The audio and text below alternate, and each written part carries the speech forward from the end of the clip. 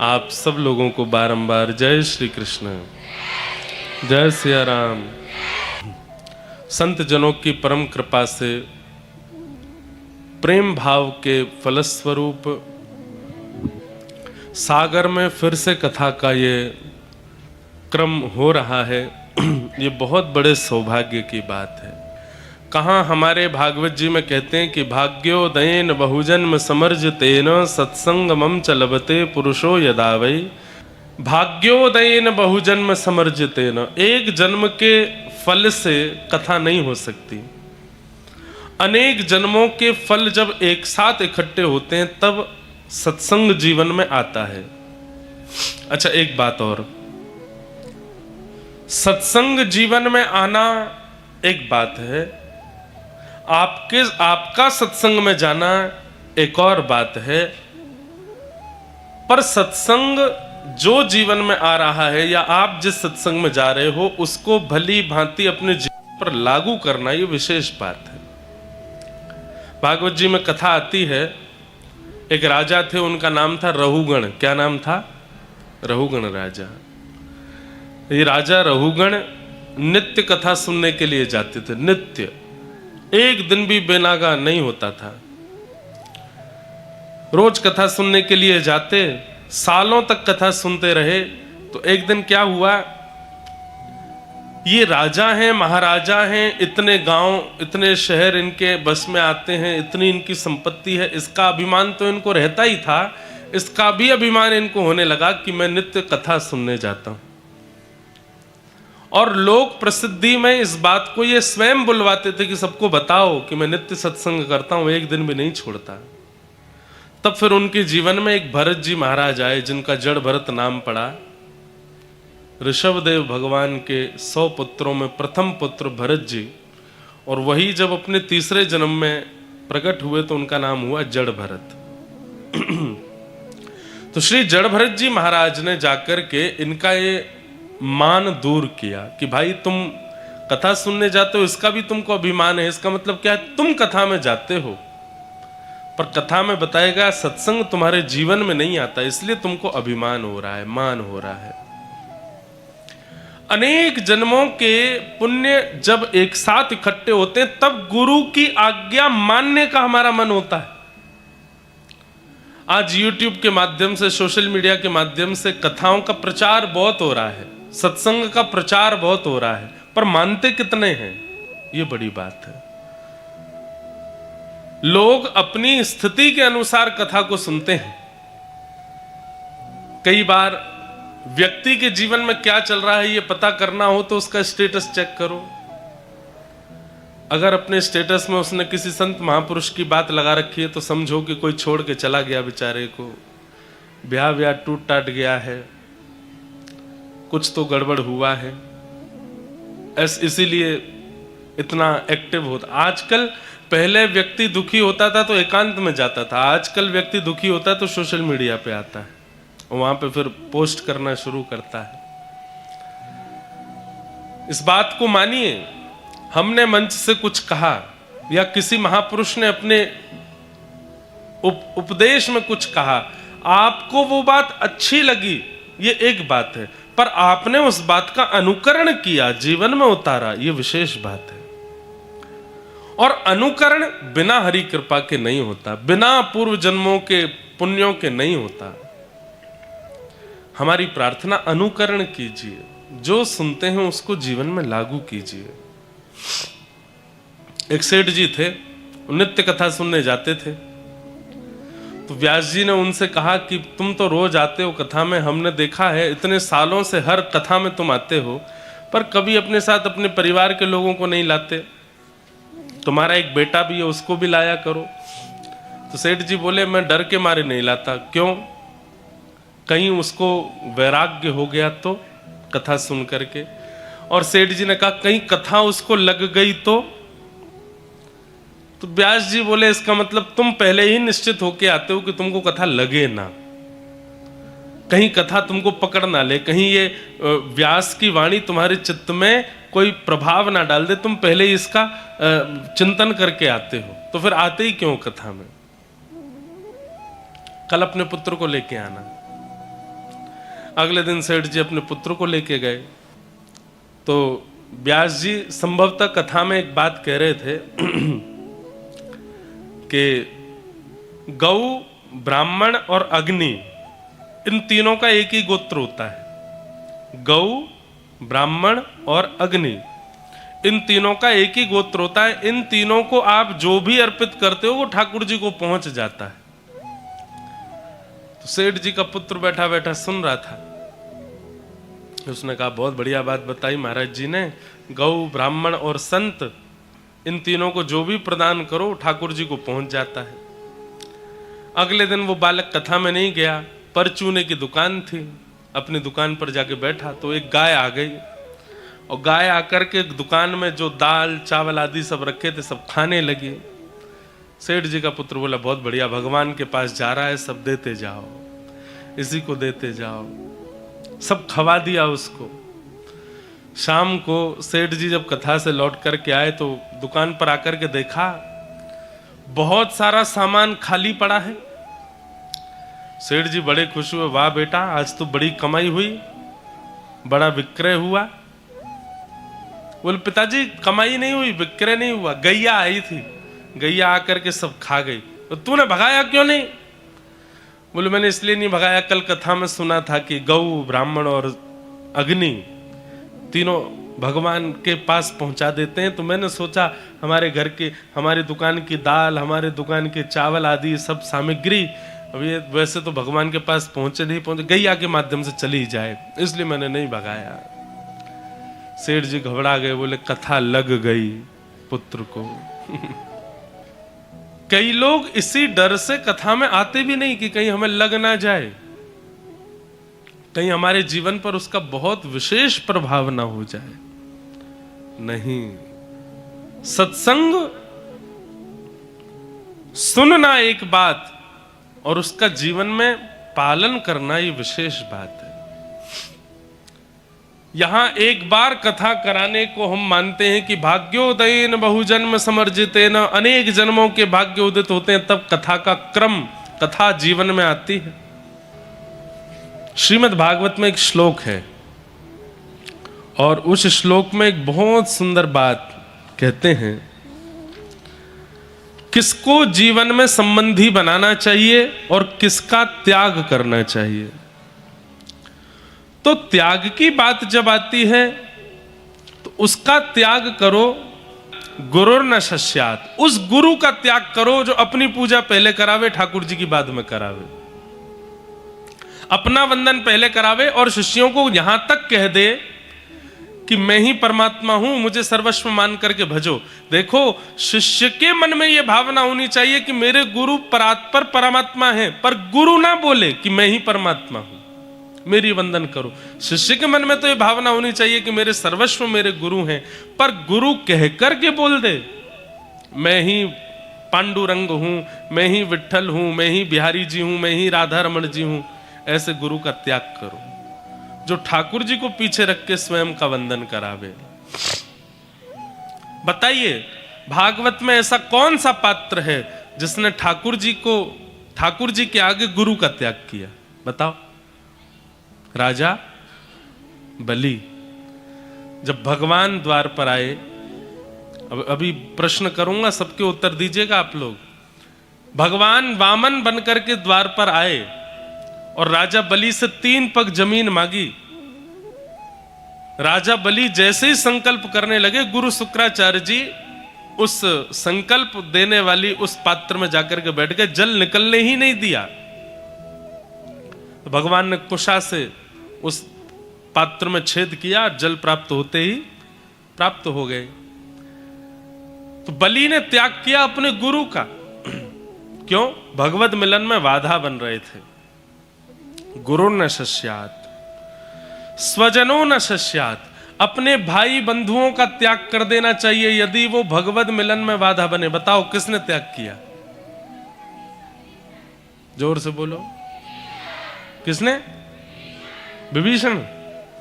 विभीषण ने त्याग किया रावण का। क्यों? गुरु भगवत मिलन में बाधा बन रहे हैं। तो वो भाई भाई नहीं है, जो कथा में जाने से रोके, जो ठाकुर जी के मिलन से रोके, जो आपको संभलने और सुधरने से रोके। आजकल घर के लोग यदि प्याज लहसुन छोड़ देते हैं, मांस मदिरा त्याग देते हैं, तो घर के लोग चिंता करने बैठ जाते हैं कि इसने मांस मदिरा आदि का त्याग क्यों कर दिया। अरे ये तो अच्छी बात है कि वो छोड़ रहा है, सुधर रहा है।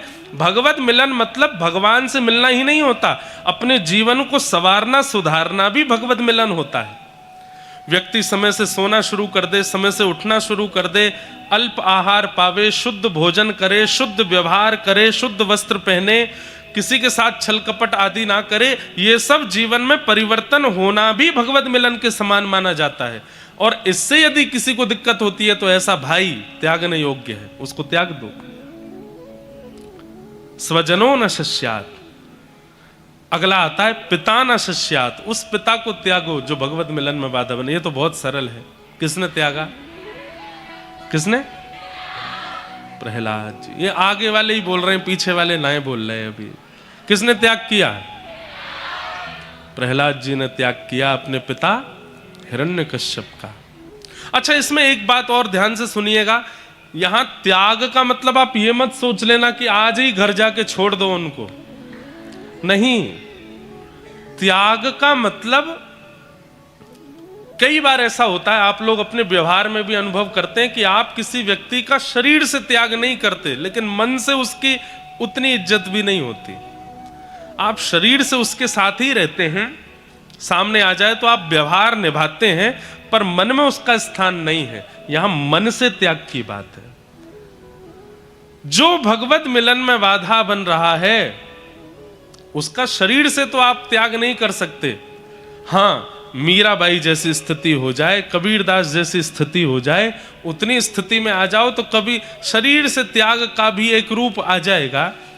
और एक बात बताऊं, शरीर से आप मत त्यागो, आप स्वयं का निर्माण ऐसा कर लो कि वही आपको त्याग दें, वही आपसे कहें भैया जय सिया राम बनो।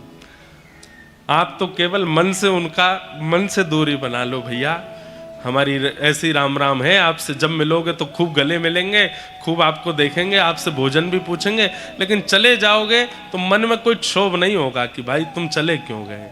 मन से त्याग। तो उस गुरु का त्याग करो जो भगवत मिलन में बाधा बने। कैसे? मन से। दूसरी बात, उस परिवार का त्याग करो जो भगवत मिलन में बाधा बने, मन से। उस पिता का त्याग करो जो भगवत मिलन में बाधा बने। प्रहलाद जी ने त्याग किया हिरण्यकश्यप का। जननी न शिष्यात, उस मां का त्याग कर दो जो भगवत मिलन में बाधा बने। किसने त्याग किया था? भरत जी महाराज ने अपनी मां कैकेयी का त्याग किया। क्यों? राघव जी से मिलन में बाधा बनी है। दैवम न तस्यात, उन कुल देवी देवताओं का परित्याग कर दो जो भगवत मिलन में बाधा बने। देवता अलग वस्तु है, भगवान अलग वस्तु है। कुल देव, ग्राम देव, इष्ट देव ये अलग हैं, और भगवान तो सर्वव्यापक है, सबके हैं। भगवान सबके होते हैं। किसने त्याग किया देवता का? है किसने? कथा सुन के आए हो पहले। ब्रजवासियों ने त्याग किया किसका? इंद्र का। और कब त्याग किया? जब भगवान गिरिराज पूजन के लिए गए हैं और वहां इंद्र ने आक्रमण कर दिया ब्रजवासियों पर, तब गिरिराज पूजन के समय पर ब्रजवासियों ने देवता का त्याग किया। क्यों? भगवान से मिलने में बाधा बन रहा है। दैवम न तस्यात न पतिश्च शस्यात, उस पति का त्याग करो जो भगवत मिलन में बाधा बने। किसने? किसने? ये नहीं बता पाए हो। किसने त्याग किया? व्रज की गोपियों ने। जब रास का समय आया और रास के समय पर भगवान ने वेणु का नाद किया है, तब वही गोपियां अपने अपने पतियों को छोड़ करके गई हैं रास करने के लिए। पतिश्च शस्यात। और कई पतियों ने तो अपनी पत्नियों को कमरे में बंद कर लिया कि तुम जाके तो दिखाओ कैसे जाओगी, तो उन्होंने अपने शरीर से आत्मा का त्याग कर दिया, शरीर छोड़ करके आत्मा रूप धारण करके भगवान से मिलने को पहुंची। पतिश्च शस्यात् पत्नीश्च शस्यात्, उस पत्नी का त्याग करो जो भगवत मिलन में बाधा बने। बताओ किसने त्याग किया? पत्नी का त्याग किसने किया? किसने? समझ नहीं आया। किस? कृष्णदास? गोस्वामी तुलसीदास जी ने त्याग किया अपनी पत्नी का। क्यों? अब देखो यहां पर हम लोग बात कह रहे हैं भगवत मिलन में बाधा, पर एक बात आपने समझी, जितनों के हमने नाम लिए त्याग के बाद ही ठाकुर जी मिले इनको। जब त्याग किया तभी ठाकुर जी की प्राप्ति हुई। गोस्वामी तुलसीदास तो पहले से ही तुलसीदास हैं, लेकिन जिस समय अपनी पत्नी के व्यवहार के कारण निकल गए घर से, उसी समय वह तुलसीदास निखरे और राम जी को मिले। सीधी बात, जो भगवत मिलन में बाधा बन रहा है वो हमारा है ही नहीं। पति वही, बहन वही, भाई वही, पिता वही, पत्नी वही, माता वही, स्वजन वही, गुरु वही, जो हरि सो मिलावे। हमारे यहां भक्तमाल जी कहती हैं कि महादेव एक जगह को प्रणाम करते हैं, तो पार्वती जी पूछती हैं आपने इस स्थान को प्रणाम क्यों किया? तो महादेव कहते हैं देवी भविष्य में इस स्थान में कभी कथा होगी, इसलिए मैं इस स्थान को प्रणाम कर रहा हूं। सोचिए, जहां कथा होती है वक्ता की प्रधानता नहीं है, श्रोता की प्रधानता नहीं है, यजमान की प्रधानता नहीं है, प्रधानता है ये जो पोथी सामने विराजमान साक्षात कृष्ण स्वरूप हैं। ये ऐसे ही कहीं भी नहीं पहुंच जाती हैं। आप कितना भी धन खर्चा कीजिए, कितनी भी व्यवस्था कीजिए, भागवत जी अपने आप चल करके अपने आप आपकी व्यवस्था से प्रसन्न होकर के नहीं आती। इनको कृपा करनी है ये तो ही आएंगी। हम साल भर कथा करते हैं, कितनी कथाएं ऐसी होती हैं, सब व्यवस्थाएं होने के बाद भी वो कथा नहीं हो पाई। क्यों? ठाकुर जी की इच्छा नहीं थी। एक राजा की कथा मुझको याद भी आ रही है, पर उनका नाम याद नहीं आ रहा।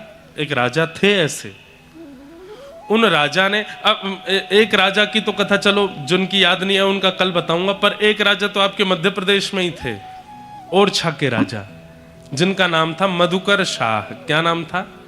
मधुकर शाह। मधुकर शाह राजा ने तो ओरछा के परकोटे में अपनी सेना लगा रखी थी, और सेना के हाथ में कोई तलवार नहीं, धनुष बाण नहीं, कुछ नहीं। हाथ में एक थाली दे रखी थी जिसमें चंदन, रोली और दीपक है, और दूसरे हाथ में माला है। पूरी सेना के लोग हाथ में दिया और माला लेकर के खड़े रहते थे, और दूरबीन लगा करके दूर दूर देखते रहते थे। ओरछा के परकोटे में यदि कोई भी संत महापुरुष दिखते थे, उनको आज्ञा थी दौड़ करके जाइए, सबको तिलक वंदन कीजिए, माला पहनाइए, दक्षिणा रखिए, और अंत में निवेदन कीजिए समय हो तो भीतर पधार करके राजा को आशीर्वाद दें। यदि समय ना हो तो वो वहीं से प्रसाद पाके प्रस्थान करें। 24 घंटे ओरछा के परकोटे में एक रसोई सिद्ध होती रहती थी, जहां पर पूड़ी, दाल, चावल आदि सब बनते रहते थे, और मार्ग में आने जाने वाले संत वैष्णवों की प्रसादी चलती रहती थी। ऐसे राजा मधुकर शाह, कृपा करके राम राजा सरकार, मैंने कहा ना, ऐसे राजा जिस नगर में होंगे, ऐसे सेवक जिस नगर में होंगे, जिनके कारण संतों का आगमन बढ़ जाए, जिनके कारण संतों का आवागमन, कथाओं का होना प्रारंभ हो जाए नगर में, तो ठाकुर जी को आना पड़ता है। मधुकर शाह पर कृपा करने के लिए श्री राम राजा सरकार आकर के विराजमान हो गए, और आज भी श्री राम जी वहां विराजमान हैं। उनकी पत्नी वो राम भक्त थी। अच्छा, ये भी अद्भुतता थी कि मधुकर शाह राजा जो थे ये कृष्ण भक्त थे, और इनकी पत्नी जो थी वो राम भक्त थी, और उनकी राम भक्ति से प्रसन्न होकर के स्वयं सरजू जी से प्रकट होकर के श्री राम राजा सरकार ओरछा में आकर के विराजमान हो गए। आज भी दर्शन दे रहे हैं। तो धन्य है, ऐसे ऐसे महापुरुषों की यहाँ कथा हुई है, और हमें भी दूसरी बार यहाँ आने का अवसर प्राप्त हुआ है।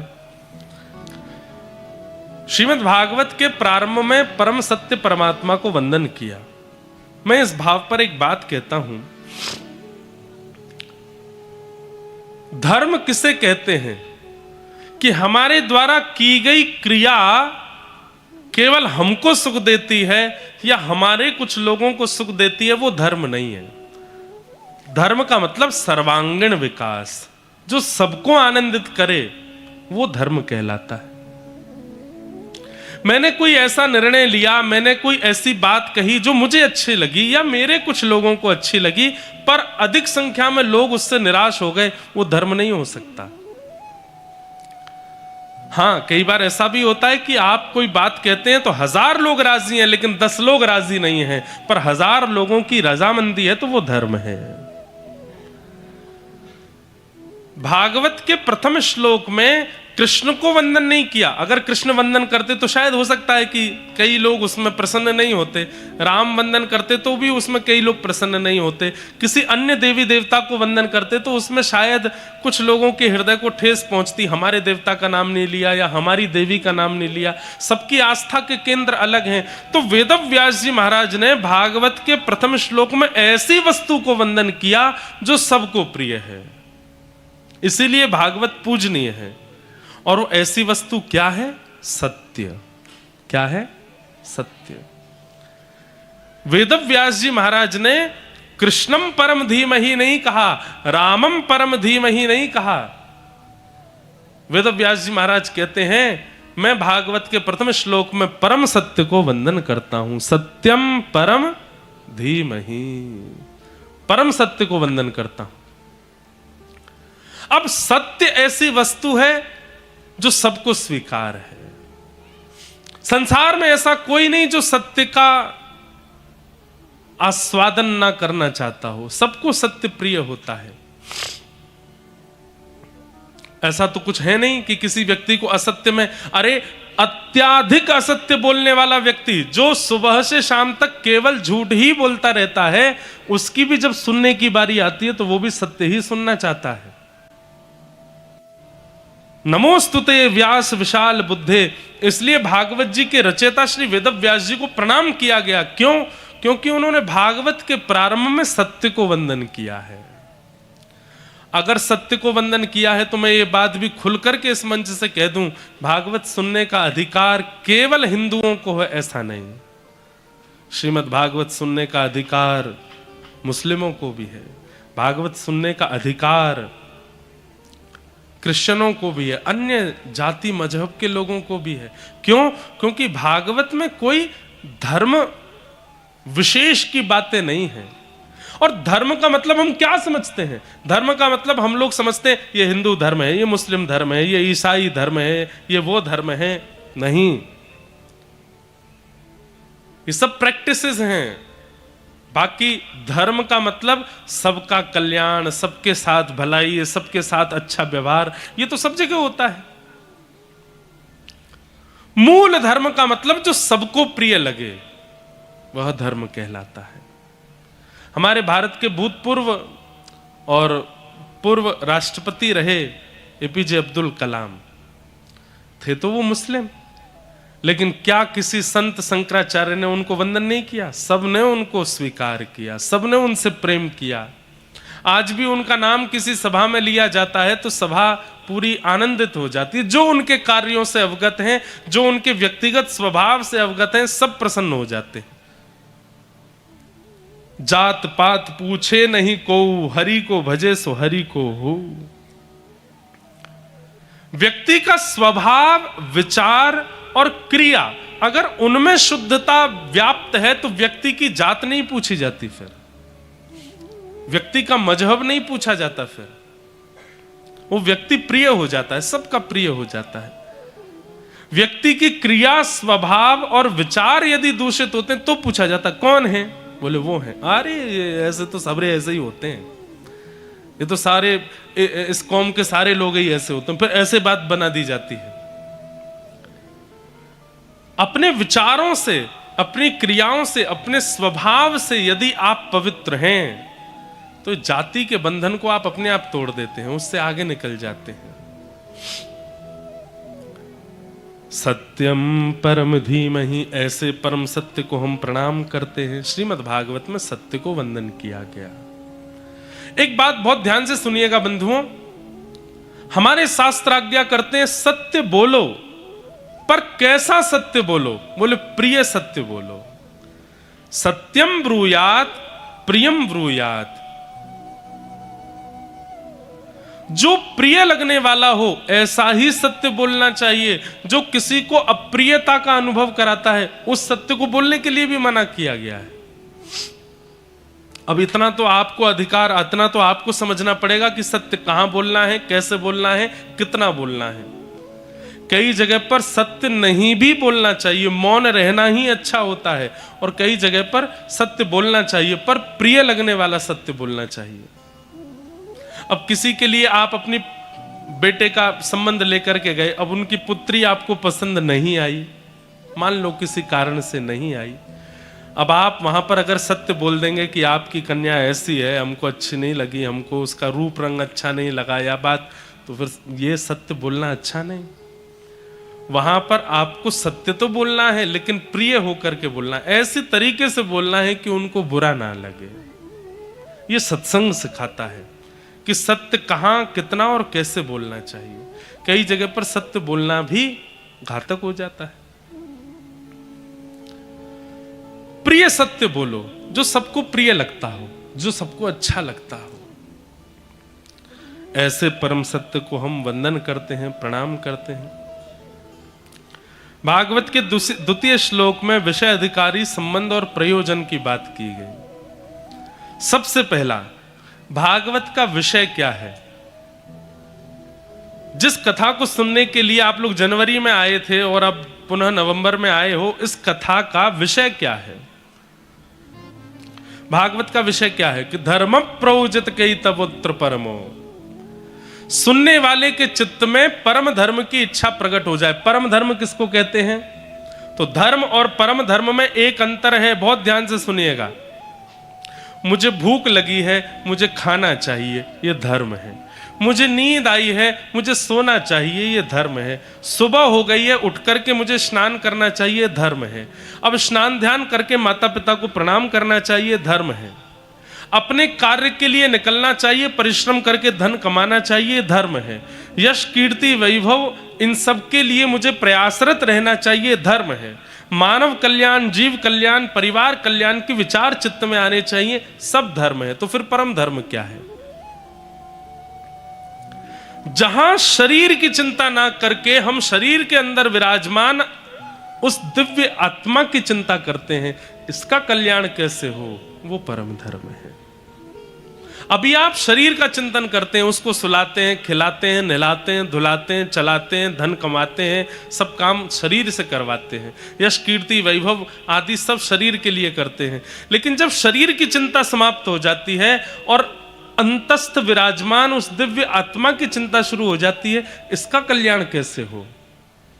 अब मैं 28 वर्ष का हो गया, अब मैं 30 वर्ष का हो गया, अब 40 मेरी उम्र हो गई, अब मैं 45 का हो गया, 50 का हो गया, क्या मैं भी केवल हंसता खेलता कार्य करता, दुख सहता, धन कमाता, गरीबी देखता हुआ एक दिन मैं भी मर जाऊंगा? मृत्यु आवे उससे पहले मैंने अपने इस चित्त का कल्याण क्यों नहीं किया? ये चिंतन जिस दिन से आपके चित्त में प्रारंभ हो जाए, समझ जाओ वही परम धर्म है। जहां आपको देह की कम चिंता होती है, अपनी आत्मा की चिंता ज्यादा होती है। आत्मा की चिंता होने वाले व्यक्ति का स्वभाव कैसा होता है पता है? आप वृंदावन से किसी के यहां प्रसाद लेकर के गए और कहा भैया हम वृंदावन से आए हैं, ये देखो बिहारी जी का प्रसाद है। सामने वाले व्यक्ति ने आपका स्वागत नहीं किया, आपसे राम राम नहीं करी, सबसे पहले तुरंत प्रसाद लेकर के खोल करके एक तिनका अपने मुख में डाल लिया। क्यों? कहीं भैया मैं इनका आदर सम्मान करने लग गया और मैंने कहा लाओ प्रसाद धर देते हैं, थोड़ी देर बाद पाऊंगा, कहीं इतने में मेरे प्राण निकल गए तो? प्राण निकले उससे पहले मैं प्रसाद सेवन कर लूं। नियम बना लीजिए, कोई भी व्यक्ति घर पर आता है और वो कोई प्रसाद कह करके कोई वस्तु अर्पित करता है, आपके सामने कहता है कि वहां का प्रसाद है, उससे बाद में बात कीजिए, पहले कि भैया जल्दी पहले प्रसाद दो। तुरंत प्रसाद का एक तिनका लेके पाइए। एकादशी है, आपका मंगलवार का व्रत है, बृहस्पतिवार का, जो भी व्रत आपके रहते हैं सब व्रत बाद में, प्रसाद घर पर आवे सबसे पहले सेवन करो। क्यों? प्राण निकल गए तो उससे पहले ठाकुर जी का प्रसाद स्वीकार कर लो। एक जगन्नाथपुरी के राजा थे। उन राजा ने नियम बना लिया कि महाप्रसाद जैसे ही मंदिर से छूटता था,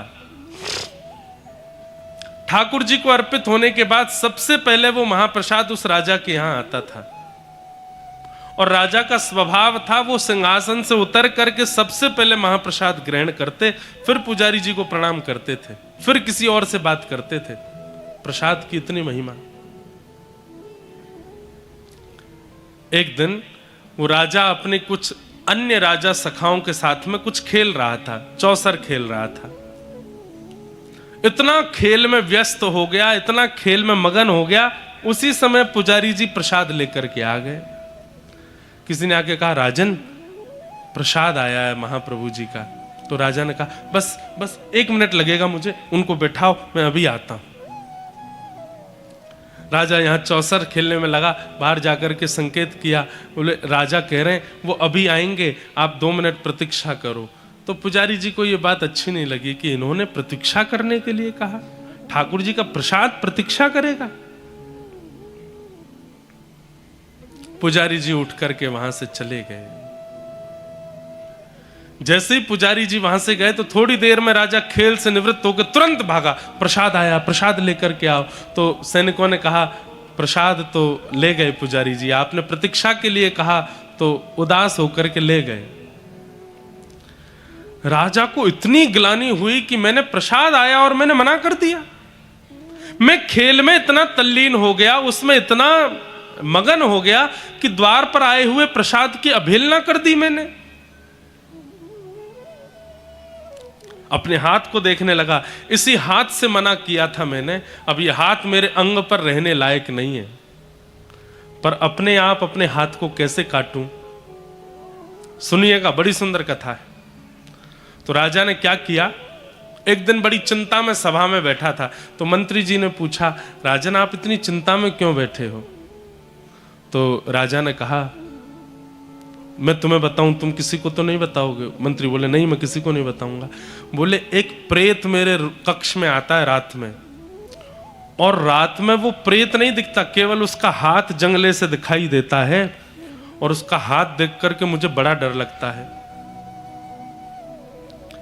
मंत्री बोले, आपने हमें पहले क्यों नहीं बताया? बोले, डर के कारण नहीं बताया। बोले, क्या चाहते हैं आप? बोले, मैं चाहता हूं कि कोई उस प्रेत का हाथ काट दे तो मेरे को रात में जो भय होता है वो ठीक हो जाए। मंत्री बोले, आज आप चिंता मत करो, मैं आपके कक्ष में सोऊंगा और तलवार लेकर के बैठूंगा, जैसे ही वो प्रेत आएगा, हाथ दिखाएगा, हल्ला करेगा, मैं उसका हाथ काट दूंगा। राजा बोले, ठीक है। मंत्री नीचे गद्दा लगा करके सो गए, राजा पलंग पर सो गए। जैसे ही मंत्री की थोड़ी आंख लगी, राजा चुपचाप उठ करके बाहर गए और खिड़की खोल करके अपना ही हाथ भीतर डाल करके आवाज करने लगे जोर जोर से। मंत्री ने तुरंत उठ करके राजा का हाथ काट दिया। लेकिन जैसे ही देखा तो क्या पाया, अरे ये तो राजा ही हैं। राजा ने अपना हाथ कटवा दिया। मंत्री ने कहा, राजन आपने तो कहा था कोई प्रेत है, आपने अपना हाथ कटवा दिया। राजा ने अपना हाथ कटा दिया, और जब कटे हुए हाथ से राजा जगन्नाथ महाप्रभु का दर्शन करने के लिए गए और कहा, भगवान यही एक अपराध मुझसे हुआ कि मैंने खेल में तल्लीन होकर के आपके प्रसाद को अस्वीकार किया। जिस हाथ से मैंने मना किया था प्रसाद लेने को, आज उस हाथ को कटवा दिया, अब यह हाथ नहीं रहेगा। महाप्रभु जगन्नाथ जी प्रसन्न हो गए, उसको हृदय से लगा करके उसका हाथ पुनः प्रकट करवा दिया और कहा, राजन तुम्हारी इस भक्ति से मैं बहुत प्रसन्न हूं। अभिप्राय क्या समझ में आया? व्यक्ति जब अपने देह का चिंतन करता है तो वो व्यक्ति धर्म करता है, लेकिन उस व्यक्ति को जब अपने देह में विद्यमान उस दिव्य चेतना आत्मा की चिंता होती है, तब वो जो क्रिया करता है उसको परम धर्म कहते हैं। श्रीमद् भागवत क्या कराती हैं? दैहिक कर्म कराना नहीं सिखाती, आत्मा के द्वारा आप भगवत प्राप्ति कैसे कर सको वो क्रम जो सिखावे वो भागवत है। अब कथा सुनना ये दैहिक क्रम नहीं है। अगर अपने देह से आप पूछेंगे कि कथा चल रही है कैसा लग रहा है, तो देह तो कहेगा कि भाई बहुत देर हो गई, अब मेरा मन हो रहा है कि इस पैर को थोड़ा सीधा कर लूं, थोड़ी कमर सीधी कर लूं, कोई तकिया लगा लूं, पीछे वाली आंटी जी थोड़े अपने घुटने हमसे टिका लो, कमर में दर्द हो रहा है। देह से यदि पूछो तो देह प्रसन्न नहीं होता।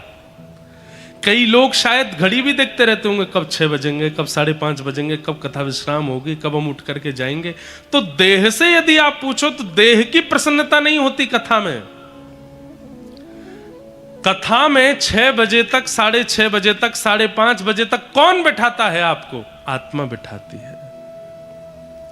वो आत्मा कहती है शरीर के लिए तो सब जगह हम कर्म कर ही रहे हैं, यहां जो वक्ता बोल रहे हैं उससे मुझे तृप्ति हो रही है, आपकी आत्मा कहती है, और उसकी तृप्ति के लिए आप उसको बैठा करके रखते हो। कल मुझे शैलेंद्र जी बताए, महाराज जी कई माताएं बहनें तो 10 बजे से आके बैठ जाती हैं कि आगे जगह मिलेगी कि नहीं, 11 बजे से आकर के अपना स्थान ग्रहण कर लेते हैं।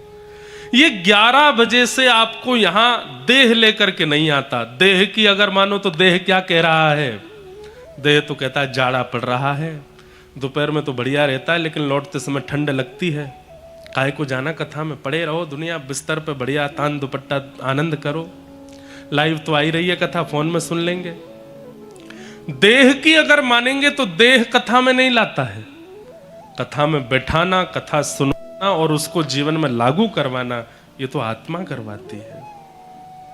परंतु 7 दिन तक तो आत्मा आपसे ये करवाएगी, पर 8वें दिन जिस दिन कथा यहां विश्राम हो जाए उसके बाद भी आपकी वो दिव्य चेतना आत्मा आपसे ये क्रिया करवाती रहे, तब समझो कि आप परम धर्म कर रहे हो, आप धर्म नहीं कर रहे हो, ये परम धर्म है। धर्म से इस लोक में आपको प्रसिद्धि मिल जाएगी, इस लोक में आपको संतुष्टि मिल जाएगी, पर परम धर्म से उस लोक में संतुष्टि की प्राप्ति होती है। परम धर्म से उस लोक में भगवत भाव की प्राप्ति होती है। तो श्रीमद् भागवत का विषय क्या है? परम धर्म करवाना। अब गिरिराज जी की परिक्रमा है, कितने लोग गए हैं गोवर्धन? परिक्रमा कितनों ने की है? सबने की है लगभग। जहां कथा होती है वहीं पास में ही कोई या तो देवी या हनुमान जी का मंदिर होगा ही होगा, और वो देवी हनुमान जी का मंदिर वो किसी ना किसी की सिद्धता जरूर करते होंगे। जैसे कोई हनुमान जी का मंदिर होगा, उस हनुमान जी के मंदिर की प्रसिद्धि ऐसी होगी कि यहाँ मंगलवार को ऐसा करने से ऐसा हो जाता है। देवी का मंदिर होगा, बोले यहाँ पे घंटा चढ़ाने से ये होता है, यहाँ चुनरी चढ़ाने से ये होता है, और वहाँ महाराज भीड़ लाखों की तादाद में, हर मंदिर में भीड़। मतलब इसको लोग गलत तरीके से ना समझें कि महाराज जी कहीं हमारी वो तो नहीं कर रहे, हंसी तो नहीं बना रहे मध्य प्रदेश। नहीं, आप ये विचार कीजिए कि इतनी संख्या में देवी और देवता और विशेष रूप से हनुमान जी और देवी यहां प्रकट हैं क्योंकि ये भूमि उनको प्रिय है, मध्य प्रदेश प्रिय है, इसीलिए सबसे ज्यादा हनुमान जी के मंदिर यही है, सबसे ज्यादा देवियों के मंदिर भी यही है, और सब सिद्धि प्रदान करने वाले हैं। क्यों? क्योंकि यहां के लोगों में सहजता है, सरलता है, विश्वास है। एक और बात, सहज व्यक्ति, सरल व्यक्ति, स्वभाव का मधुर व्यक्ति तभी हो सकता है जब उसके चित्त में विश्वास होगा। अगर किसी के चित्त में विश्वास नहीं होता तो भी वो सहज, विश्वास नहीं है मतलब क्या है? अविश्वास है। अविश्वास होता है तो व्यक्ति चतुर होता है, शक की स्थिति आ जाती है, वो दिन भर बस ओवर थिंक करता रहता है, अच्छा ऐसा है तो ऐसा है, ऐसा है तो ऐसा। लेकिन विश्वासशील व्यक्ति जो होता है वो ज्यादा चिंतन नहीं करता, बस मान लेता है। तो परम धर्म की स्थिति जीवन में प्रकट होना यह भागवत जी का विषय है। आप देह की चिंता कम करने लगे हैं, अब अपनी आत्मा की चिंता ज्यादा करते हैं, तो आप परम धार्मिक हो। दूसरा आता है निर्मत्सराणाम सताम।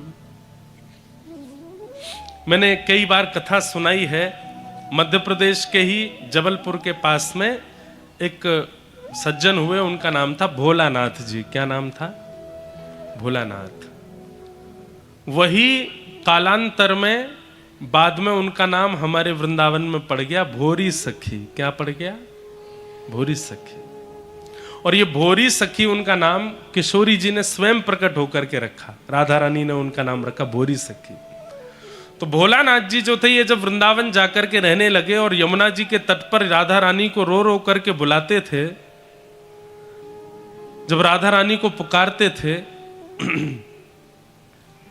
तब किशोरी जी ने राधा वल्लभ जी के गोस्वामी जी से कहा कि हमारे राजभोग के थाल को ले जाओ और सेवा कुंज में एक भोलानाथ जी करके व्यक्ति हमारी याद में रो रहे हैं, उनको भोजन पवा देना। तो जब राधा वल्लभ जी के गोस्वामी प्रसाद का थाल लेकर के आए, तो भोलानाथ जी प्रसाद का थाल देख करके और जोर से रोने लगे। तो पुजारी जी बोले, अरे ये तो सौभाग्य की बात है कि किशोरी जी चिंता करके तुम्हारे लिए प्रसाद भिजवा रही हैं और तुम और रो रहे हो, क्यों? तब वो भोलानाथ जी क्या कहते हैं कि उनको मेरे देह की चिंता हुई, उनको मेरे पेट की चिंता हुई, उनको मेरी जीव की चिंता हुई कि पेट भूखा है, जीव में स्वाद नहीं गया, देह जर्जर हो रहा है। उनको मेरे मन की चिंता क्यों नहीं हुई कि मैं मन से कितना व्याकुल हो रहा हूं? उनको मेरी आत्मा की चिंता क्यों नहीं हुई कि मैं किशोरी जी के दर्शन करने के लिए कितना उतावला हो रहा हूं? मुझे इस बात से और रोना आ रहा है कि मेरी आत्मा की चिंता किशोरी जी को नहीं हुई, मेरे पेट की चिंता हुई, इसलिए भोग का थाल भेज दिया। आत्मा की चिंता होती तो स्वयं किशोरी जी चल करके आ जाती।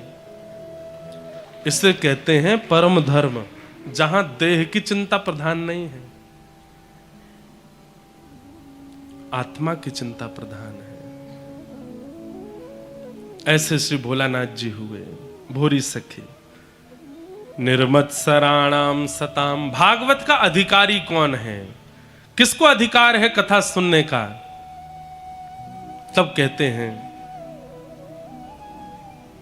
जिसके चित्त में मात्सर्य दोष नहीं है। मात्सर्य दोष मतलब आपके अंदर काम है, क्रोध है, लोभ है, मोह है, ईर्ष्या है, द्वेष है, अभिनिवेश है, दुनिया की सारी दुर्गंध आपके अंदर है, कोई बात नहीं।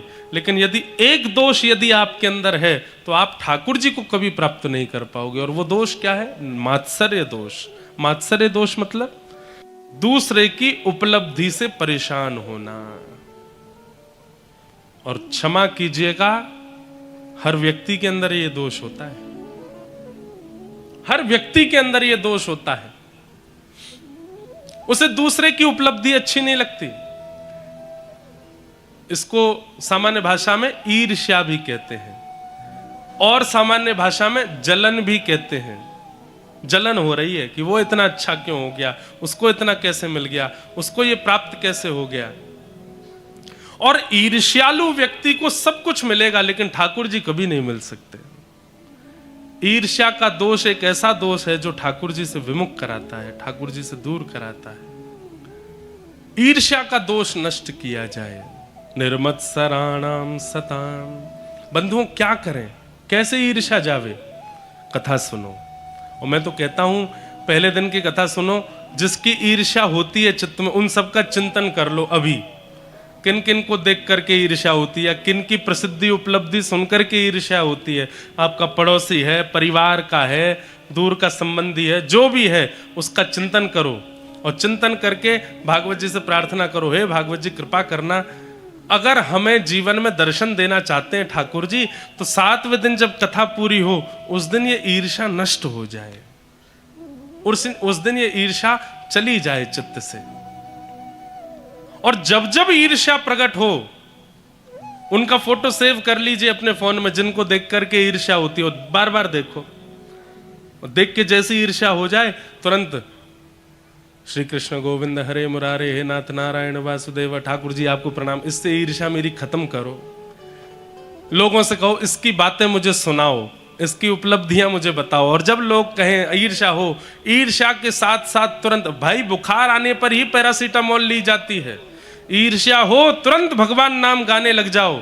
7 दिन के अंदर अगर कथा सुनने के बाद ईर्ष्या नष्ट हो जाए, नाच लीजिएगा, अब ठाकुर जी मिलने वाले हैं आपको, क्योंकि ईर्ष्या चित्त से चली गई है। इस संसार में बहुत बुरा कोई नहीं होता, बस एक बात है कि आप थोड़े कम बुरे हो, इसलिए कोई ज्यादा आपको ज्यादा बुरा लगता है। बुरे सब होते हैं, संसार में बहुत बुरा कोई नहीं है, बस आप थोड़े कम बुरे हो इसलिए आपको वो ज्यादा लग रहा है। बुरे सब होते हैं। अच्छाई की बात करी जाए तो इस संसार में कोई बहुत अच्छा नहीं होता, आप थोड़े अच्छे हो इसलिए आपको सब बहुत अच्छे लगते हैं। ये बात अगर कोई शेर व शायरी लिखने वाला होगा तो इस पर कुछ बना देगा कि संसार में कोई बहुत बुरा नहीं होता, पर आप थोड़े कम बुरे हो इसलिए आपको कोई ज्यादा बुरा लग रहा है। और संसार में कोई बहुत अच्छा नहीं होता, बस आप थोड़े अच्छे हो इसलिए सब आपको बहुत अच्छे लगते हैं। संसार में 50-50 का रेशियो चलता है, सब अच्छे भी हैं बुरे भी हैं, सबके अंदर सारी गुण हैं। तो फिर क्या होता है? बस गुरु कृपा किसी किसी पर अधिक हो जाती है, गुरु कृपा किसी किसी पर विशेष हो जाती है, तो वो व्यक्ति इस अच्छे बुरे के दौर में भगवान का हो जाता है। और ठाकुर जी का हो जाना ही एक विशेष बात है। बुरे भी ठाकुर जी के हो जाते हैं, अच्छे भी ठाकुर जी के होते हैं, बस वो ठाकुर जी का होना किसी गुरु कृपा से ही होता है। अगर देखा जाए तो इस कलिकाल में रावण से भी बुरे लोग हैं, देखा जाए तो कंस से भी बुरे लोग आज की डेट में हैं। उस समय पर कंस ज्यादा बुरा था, उस समय पर रावण ज्यादा बुरा था, पर कंस और रावण से भी ज्यादा बुरे लोग आज हैं संसार में। इसलिए किसी के अवगुणों को देख करके बहुत जल्दी विचलित मत हो जाओ। लोग ऐसे भी होते हैं, अरे भाई ये संसार है, यहां सब प्रकार के लोग हैं।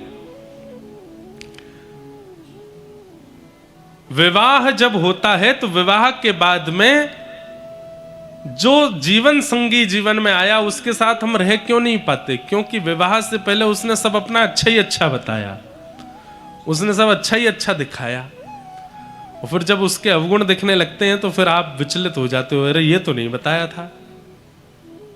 इसलिए हमारी प्रार्थना, जिनके विवाह नहीं हुए या होने वाले हैं, अपने होने वाले जीवन संगी के पहले अवगुण जान लीजिए। उससे बोले ही दो, बोले अच्छा ही मत बताना, ये बताओ कमियां क्या क्या है, ताकि आगे एडजस्टमेंट करने में दिक्कत ना हो।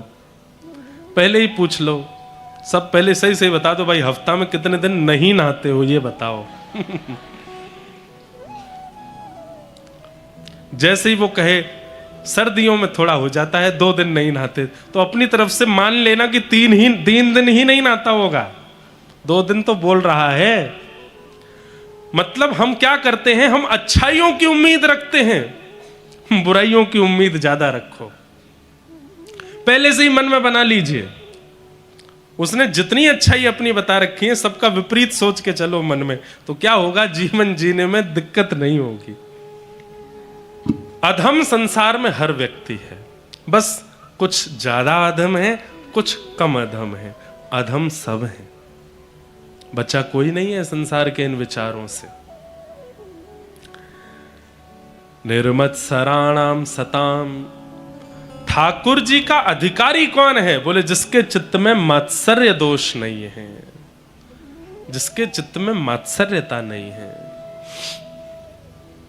मात्सर्य मतलब ईर्ष्या।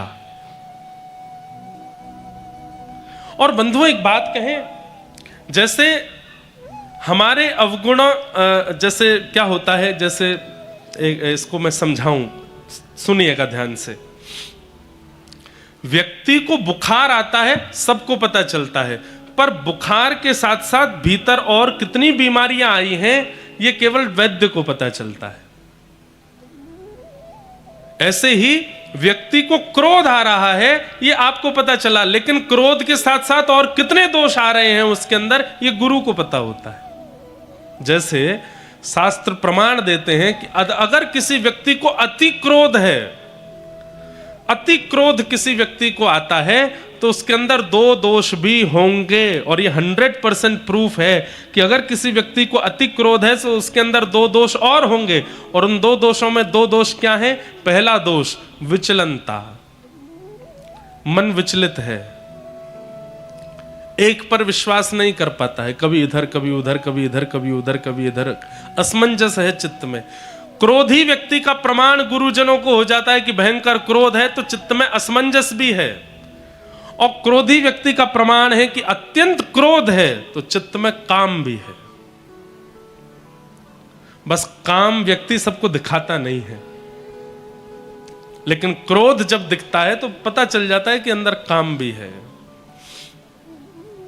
ऐसे ही बुखार दिखाई देता है। और दोष क्या क्या है? अब बुखार तो हर तरीके से आता है, वायरल को भी बुखार आ जाता है, कई बार दांत में दर्द होता है तो भी बुखार आ जाता है, अकल डाढ़ आती है वो, उससे भी बुखार आ जाता है, कई बार पॉल्यूशन की वजह से इन्फेक्शन हो जाता है तो भी बुखार आ जाता है, पेट खराब होता है तो भी बुखार आ जाता है, कहाँ तक कहें बड़े बड़े रोग, कैंसर भी होने लगते हैं प्रारंभिक स्थिति में तो भी बुखार आ जाता है। तो बुखार तो सबको पता चलता है, लेकिन बुखार से मूल दोष क्या आया है ये केवल वैद्य को पता चलता है। ऐसे ही काम, क्रोध, लोभ, ये सबको दिख जाने वाले जो दोष होते हैं ये तो बाह्य प्रमाण है, पर भीतर और क्या क्या आया है ये गुरुओं को पता होता है। ठीक ऐसे ही किसी व्यक्ति के चित्त में अगर ईर्ष्या है तो ईर्ष्या प्रमाण है कि इतने संसार में दोष हैं, सबका 10% इसके अंदर है ही। ईर्ष्या प्रमाण है इस बात का।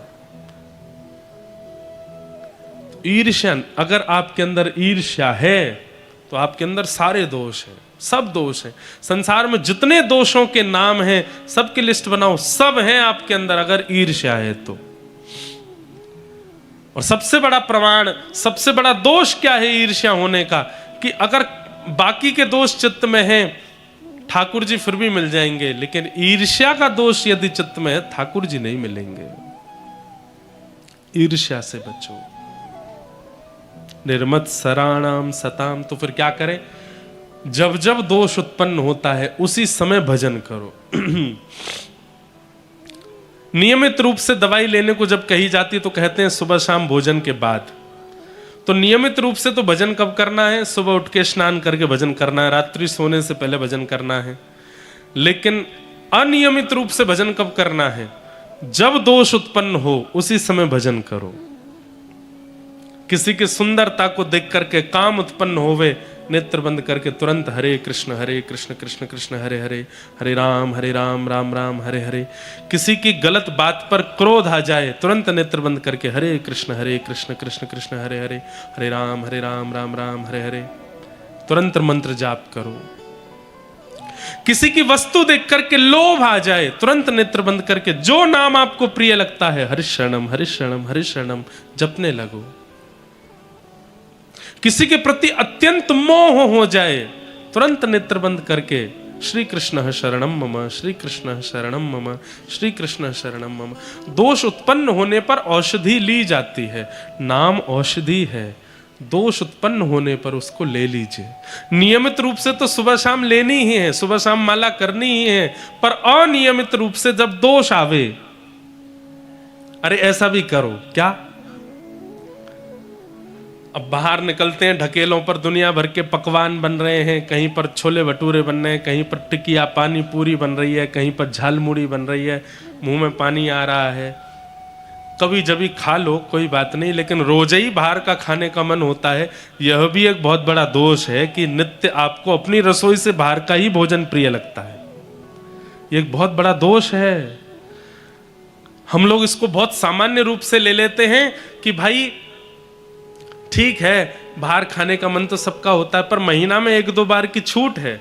पर किसी व्यक्ति को हर हफ्ते बाहर खाने का मन होता है, हर 2 दिन बाद कुछ बाहर खाने की इच्छा होती है। यह भी एक दोष है कि बाहर खाने की इच्छा यह चित्त को बिगाड़ती है। जैसा खाओ अन्न वैसा होवे मन, जैसे होवे मन वैसे होवे विचार, जैसी होवे विचार वैसी होवे वाणी, जैसी होवे वाणी वैसे होवे कर्म, और जैसे होवे कर्म वैसे होवे गति। अन्न से आपकी गति निर्धारित होती है, अन्न से। इसलिए आपने देखा होगा कई महापुरुष वो अपने पानी भी साथ ही लेके चलते हैं, वही पीते हैं जो घर का है, सब जगह का पानी पीते। कई लोगों को देखा होगा कुएं का ही पानी पीते हैं।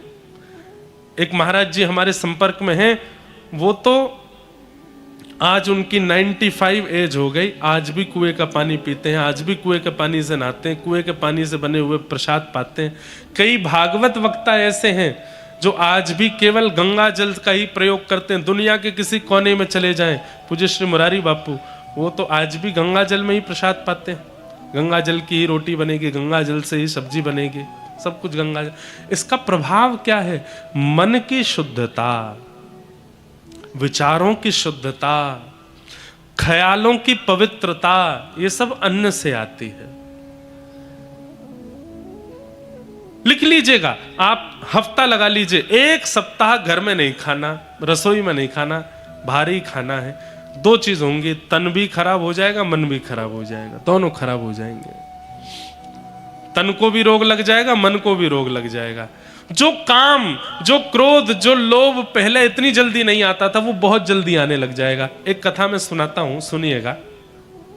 एक महात्मा थे, वो सप्ताह में एक ही दिन भोजन करते थे, बाकी के 6 दिन व्रत पर रहते थे। व्रत मतलब केवल जल पीते थे। तो एक गांव में उन्होंने एक बूढ़ी माताजी का घर निश्चित कर लिया। बूढ़ी माताजी अकेली रहती थी और रुई की बाती बनाती थी, वो बाती जाकर के विक्रय करती थी, उससे जो धन मिलता था उसी से अन्न खरीद करके घर में प्रसाद बनाती थी, भगवान को भोग अर्पित करने के बाद स्वयं पाती थी, और सप्ताह में एक दिन वो महात्मा घर आते थे, उनको पवाती थी। आज वो महात्मा जब प्रसाद पाए और प्रसाद पाने के बाद जैसे ही घर से निकले तो एक परम सुंदरी सामने से जा रही थी। महात्मा वैसे तो सबको देख करके नेत्र नीचे कर लेते थे, पर आज उस सुंदरी का रूप देख करके आशावरी, उस सुंदरी का रूप देख करके महात्मा ने नजर तो नीचे कर ली, लेकिन उनके मन में ख्याल आया, कितनी सुंदर है, इसका रूप कितना सुंदर है, एक बार और देख लूं। और जैसे ही उन्होंने दोबारा नेत्र उठा करके उसको देखा, अब वो युवती तो चली गई, लेकिन महात्मा सोच में पड़ गए, मेरी आयु 70 की हो गई, पिछले 40 वर्षों से मैं भजन कर रहा हूं, ऐसा पहले कभी नहीं हुआ कि किसी का रूप देख करके मैंने दूसरी बार देखा हो और उसका रूप देख करके मेरे मन में सुंदर है ऐसी भावना उत्पन्न हुई हो। आज केवल सुंदर है इसलिए मैंने दूसरी बार देखा, कल इससे भी बुरा कुछ होगा, कल और कोई विचार मन में आएगा, और कोई क्रिया मन में आएगी, और कुछ हो, उससे पहले मुझे इसका इलाज करना पड़ेगा। भगवान श्रीमद् भगवत गीता में अर्जुन से कहते हैं, व्यक्ति का नाश कैसे होता है, भगवान इस श्लोक में बता रहे हैं। भगवान कहते हैं, ध्यायतो विषयाम पुंसः। अर्जुन, व्यक्ति जब विषय का चिंतन करता है, विषय भोगता नहीं है, केवल सोचता है, कमरे में पड़े पड़े बिस्तर पर लेटे लेटे किसी विषय भोग का चिंतन करता है, वहीं से ही उसका नाश होना शुरू होता है। अर्जुन बोले कैसे? तब भगवान कहते हैं, विषय का चिंतन आज किया, पर कल वो विषय का चिंतन उसको करवाने के लिए ले जाएगा। जैसे आपने, अब मंच से मैं जितना बता सकता हूं उतना बताऊंगा। आज आपने सोचा पानी पूरी, आहा, बिस्तर पर पड़े पड़े सोच रहे हैं, चटपटा पानी, उसमें मिर्च डली हुई है, आहा, मुंह में जाते ही पानी, गोलगप्पा, गप से जैसे हम खाएंगे खट्टा खट्टा पानी, आहा, मन कितना खुश हो जाएगा, मुंह बिल्कुल आनंदित हो जाएगा। आज आपने केवल सोचा। ध्यायतो विषयाम पुंसः संगस्तेषु उपजायते। अगले दिन से क्या होगा? तब भगवान कहते हैं, वो जो कल रात में सोचा था वो कैसे मैं कर पाऊंगा, इसके लिए आप प्रयत्न करने लगोगे अगले दिन से। और संगात संजायते कामः। एक दिन क्या होगा?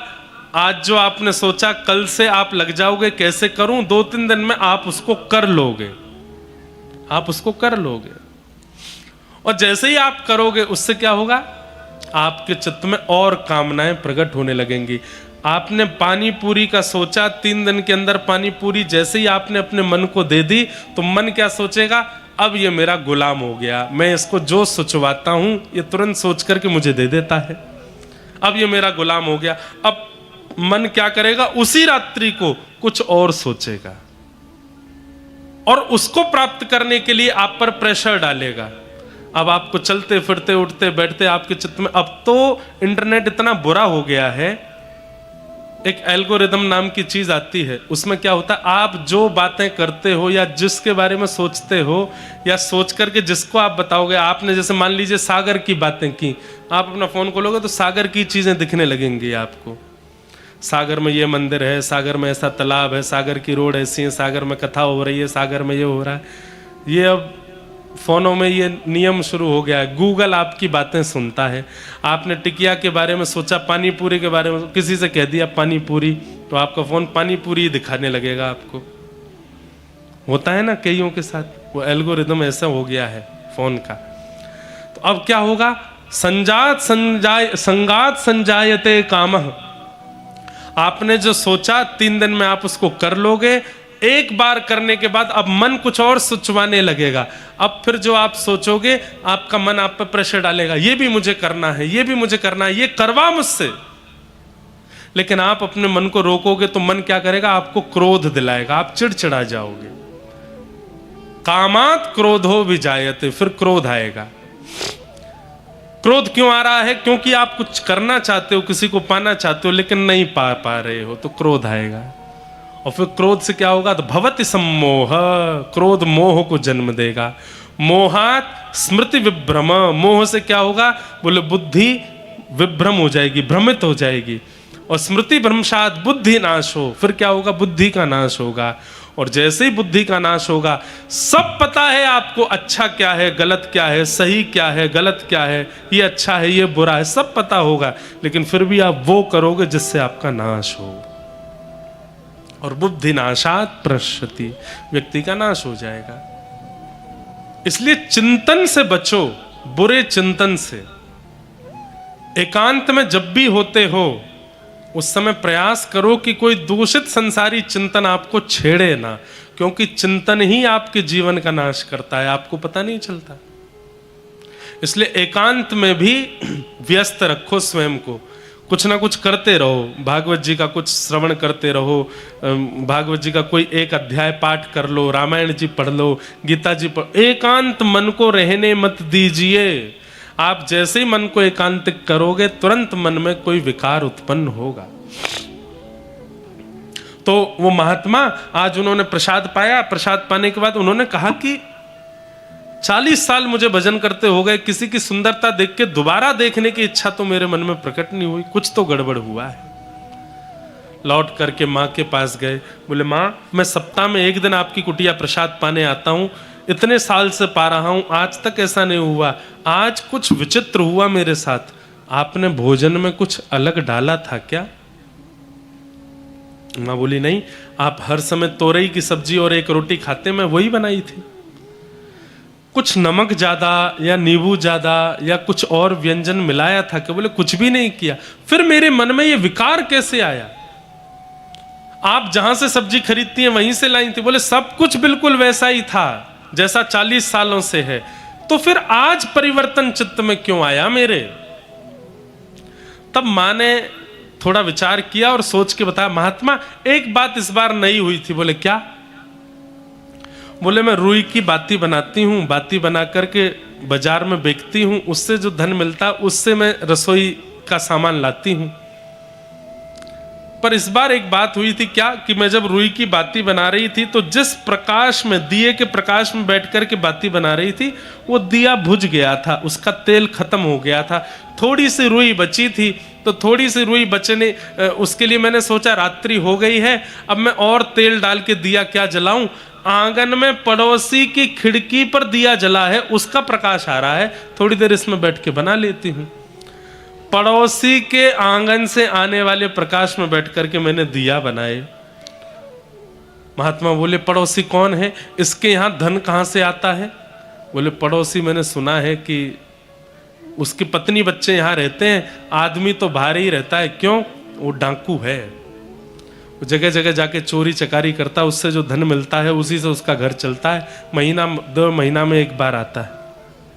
महात्मा समझ गए, चोरी से कमाए गए धन से तेल खरीदा जाता है, उस तेल से दिया जलाया जाता है, उस तेल के दिया के प्रकाश में बैठ के आपने बाती बनाई और उस बाती को जाकर के बाजार में बेचा, उससे जो धन कमाया उससे सब्जी खरीद के आपने सिद्ध करके मुझे पवाई और मेरे मन में विकार आ गया।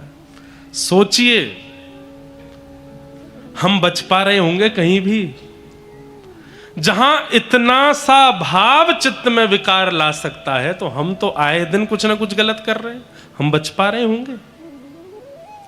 इसलिए अपने आप को दूध का धुला ना समझा जाए, ना अपने आप को दूध का धुला बहुत माना जाए। सबको पता है और सब जानते हैं कि संसार में विकार युक्त सब हैं, बस जितना हो सके प्रयास करो कि हम बचें विकारों से और विचारों से। कैसे बचा जा सकता है? 24 घंटा ठाकुर जी को देना प्रारंभ कर दो। निर्मत्सराणाम सताम, मात्सर्य दोष सबसे बड़ा दोष है, इससे बचने का प्रयास करो।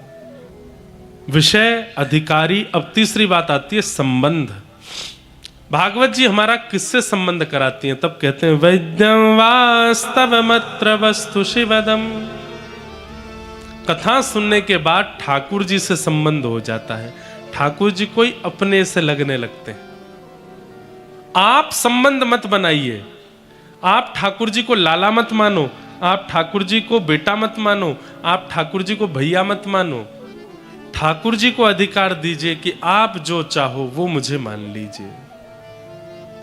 ठाकुर जी को अधिकार दीजिए, हे नाथ आप जो चाहो उस संबंध में मुझे स्वीकार करो। आज ही ठाकुर जी से कह दो हम आपके कौन हैं, ये आप ही हमें बताओ। देखना ठाकुर जी बताएंगे। और नित्य पूछो ठाकुर जी हम आपके कौन हैं। अगर भक्त भी हो तो भी ठाकुर जी बता देंगे। या तो किसी जैसे क्या होगा सुनिएगा, ठाकुर जी से कहो ठाकुर जी हम आपके कौन हैं हमें बताओ। उसी के भाव से नित्य भजन करो, ठाकुर जी हमें बताओ हम आपके कौन हैं। नित्य इसी भाव से नाम जप करो, इसी भाव से कथा सुनो, इसी भाव से 7 महीना 1 साल जब बीत जाएगा ना, तो ठाकुर जी सांकेतिक रूप से बताएंगे कि आप कौन हो। 2 संकेत विशेष हैं, उनमें पहला संकेत क्या है? पहला संकेत तो ये कि स्वप्न में ठाकुर जी अनुभव करके बता देंगे। स्वप्न में ठाकुर जी उसी संबंध से आपको संबोधित कर देंगे। या तो आपको बोल देंगे अरे मेरे भैया, तो भैया कह के मानो ठाकुर जी कह रहे हैं वो आपके छोटे भाई हैं। मेरी मैया, मैया कह दें तो समझ जाओ ठाकुर जी कह रहे हैं मैं लाला हूं। ठाकुर जी कहते हैं बाबा, तो समझो आप पिता हैं वो पुत्र हैं। ठाकुर जी कहते हैं सखा, तो समझो कि, और कहेंगे नहीं तो कई बार चित्रण दिखने लगेगा, मानो सुदामा चरित्र स्वप्न में दिख रहा है। श्री सुदामा जी के गले में गलवैया डाले ठाकुर जी जा रहे हैं, यह भी एक संकेत है। ठाकुर जी आपको बता रहे हैं वो आपके सखा हैं। गोपियों के संग रास विहार स्वप्न में दिख रहा है, तो समझो ठाकुर जी कह रहे हैं तुम प्रियतमा हो, मैं तुम्हारा प्रियतम हूं। पहला संकेत, स्वप्न में ठाकुर जी लीला का अनुभव करा देंगे। दूसरा संकेत, किसी आचार्य या किसी वैष्णव या किसी वृंदावन से संबंध रखने वाले महापुरुष से आपको वो संबोधित करवा देंगे। आपने उनको प्रणाम किया और प्रणाम करके उन्होंने आपको देख करके कुछ कह दिया, अरे मैया तुम तो बड़ी भोली हो। अब मैया उनके मुख से भी निकले तो भी ठाकुर जी का संकेत मानो। अरे लालू लाली तू तो बड़ी प्यारी है। लाली मतलब ठाकुर जी आपके गुरु हैं, आप उनके शिष्य हो या बालक हो। इस प्रकार से संकेत ठाकुर जी करा सकते हैं उस भाव में कि ठाकुर जी का आपसे संबंध क्या। तीसरा संकेत और है क्या? कभी भी कथा सुनोगे, कभी भी कोई लीला सुनोगे, कभी भी कोई किताब पढ़ोगे या कभी भी किसी भक्त से या वैष्णव से चर्चा करोगे तो एक ही चर्चा बार बार होती है। कथा सुनी तो उसमें रास का प्रसंग आता है, लीला देखने गए तो उसमें भी रास का प्रसंग आता है, किसी से वार्ता हुई तो भी रास की बात होती है। 4 कथाओं में गए, चारों कथाओं में रास की ही बात हुई, तो समझो ठाकुर जी गोपी भाव का संकेत कर रहे हैं।